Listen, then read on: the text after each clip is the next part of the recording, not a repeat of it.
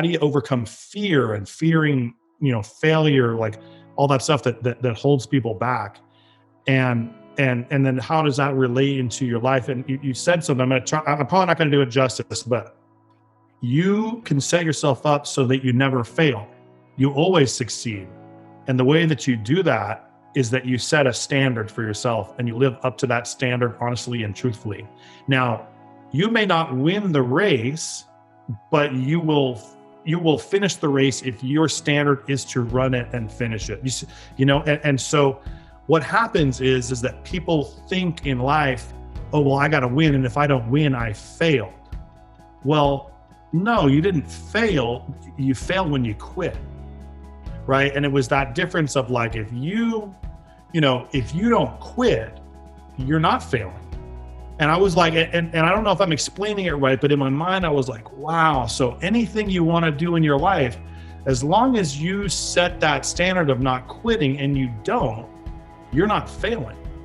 You may not be the best guitar player in the world or run the best race or win, but you are comparing yourself to yourself and you're holding that standard. And it's only when people quit and say, I'm not good enough, I quit, that then they fail. And that's when all the negative emotions and all those kinds of things come in.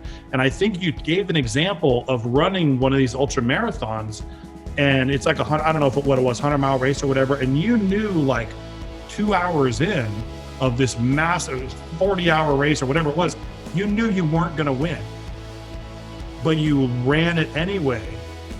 And you could have faked an injury and everyone would have believed you and all that kind of stuff, but you didn't. And you ran it to the end knowing you weren't going to win it because that was the standard. And I was like, wow, that is amazing. Yeah, it's a totally different perspective on life when you talk about living to a standard versus a result. When you live to a standard, the standard is what is important and the results can fall where they may. And let's talk about what it means to not quit. Not quitting doesn't mean that you're always going to reach your objective. Not quitting means that you are going to go as hard and as far, as fast as you can possibly go, right? Until something either completely stops you in ultra running, your body shuts down, or an obstacle's placed before you that you have to find a way around it, right? So not quitting doesn't mean you're going to follow a straight line from where you are to your objective.